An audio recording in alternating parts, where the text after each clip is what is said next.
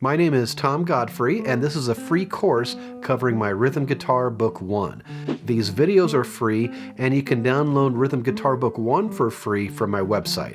I'll leave a link in the description. Starting with this book, my rhythm guitar books focus on chords, rhythms, strumming, and fingerstyle patterns. Rhythm Guitar Book 1 starts you off with some super easy 1 and 2 finger chords.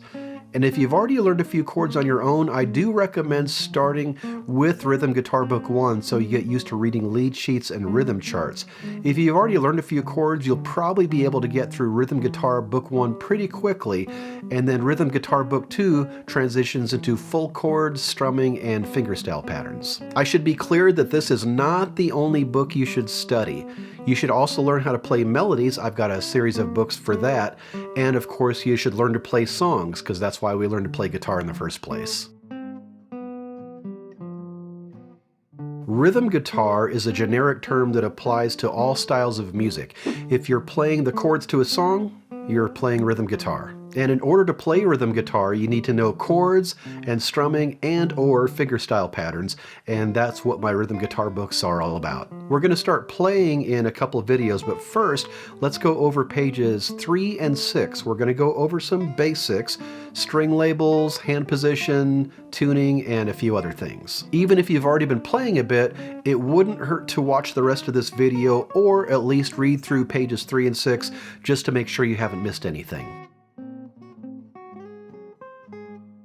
There's a picture at the top of page 3 showing the parts of the guitar. You can read that for yourself. More importantly, at the bottom of the page, we can see how the strings and the frets are labeled. The strings are labeled from smallest to biggest, or bottom to top. So string 1, 2, 3, 4, 5, and 6.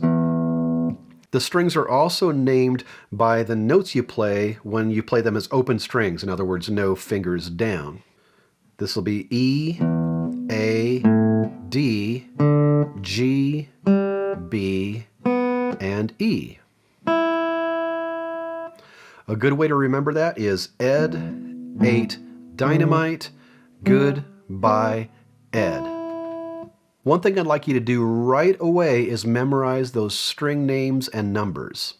The frets are numbered starting from the end of the guitar, so fret 1, fret 2, fret 3, fret 4, and so forth. So if I were to say, hey, let's play the note on string 1, fret 3, you'd place it here. If I'd said, hey, maybe string 2, fret 1, you'd place your finger right there.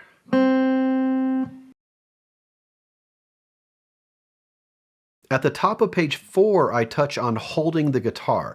Classical guitar players are very exact about how you hold your guitar, while non-classical guitarists like myself are a little less strict. The important thing is that you hold your guitar so your hands are in a comfortable position, and this means holding your guitar straight up and down, not flat. When it's flat, of course, you can see your fingers a lot better, but that also puts your wrist in a very awkward position and could cause some injury over time. Some guitar players like to hold their guitar parallel to the floor, and some, like myself, like to angle their guitar upwards a little bit. And you can experiment with holding your guitar on one knee or the other, and you can also try putting your left foot on a footrest and holding your guitar up on that knee. Also, I like to use a strap. It helps put my guitar in the best position for me. Now for your left hand or your fretting hand, you want your fingers, of course, in front of the fretboard. You're going to keep your fingers curved. You're going to play on your fingertips, and your thumb should be behind the fretboard, not underneath, but behind the fretboard.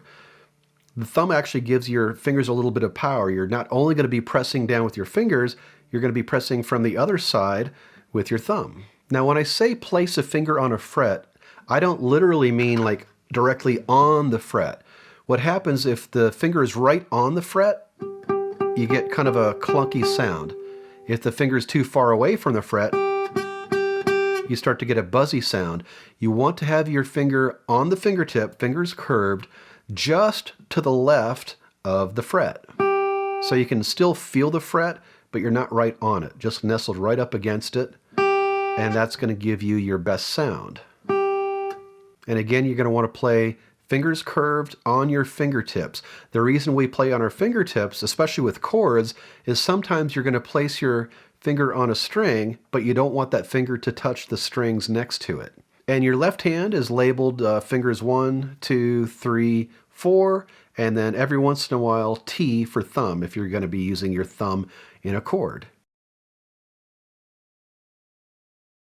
Now, holding a pick, it's not rocket science, but you do want to make sure you're holding it between your thumb and your first finger, not your second finger.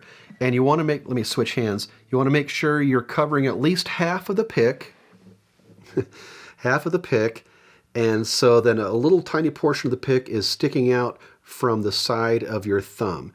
If you're holding your pick from the end, there's a lot more bigger chance that you're going to lose that pick when you start strumming. And I'm going to be using a pick throughout Rhythm Guitar Book 1. We'll get into fingerstyle patterns in Rhythm Guitar Book 2. On page 6, I write about tuning your guitar. I've already put out a video on tuning your guitar, and it's one of my earliest videos, so it doesn't look the best, but it gets the job done, shows you how to tune a guitar. The important thing is that you tune your guitar every day. Unlike a piano, which can stay in tune for a couple months, a guitar will go out of tune throughout the day, so rule of thumb, just make sure you tune your guitar every time you pick it up to play. You can tune with an app like Guitar Tuna or Fender Tune, or you can use a clip-on tuner. I find that apps are easier for beginners to use, and clip-on tuners tend to be more accurate. So if you're a beginner, maybe start with an app and then eventually transition into a clip-on tuner. It's important to practice consistently if you want good results. Now, as a beginner, you're not going to be able to play hours every day, but you're going to get good results with just 15 minutes a day, as long as it is every day. Or better yet, do 10 or 15 minutes in the morning, 10 or 15 minutes in the evening, and then your practice sessions will naturally grow longer as you continue. Repetition and practice is crucial. There's no way your assignments are going to take up 15 minutes if you play them straight through. What you want to do is practice each exercise several times. And there are a couple ways you could approach this. One is to see how many times in a row you could play an exercise perfectly. Or another is to start an exercise very slowly. If you can play it perfectly, then repeat it a little faster, a little faster, a little faster, and see how fast you can get until you start to break down. And with all this repetition, what you're doing is training your muscle memory. Welcome once again to Rhythm Guitar Book 1. Memorize those string names and numbers, and then I'll see you on page 7, where we're going to learn some music reading basics, and I'll show you how to read a chord diagram.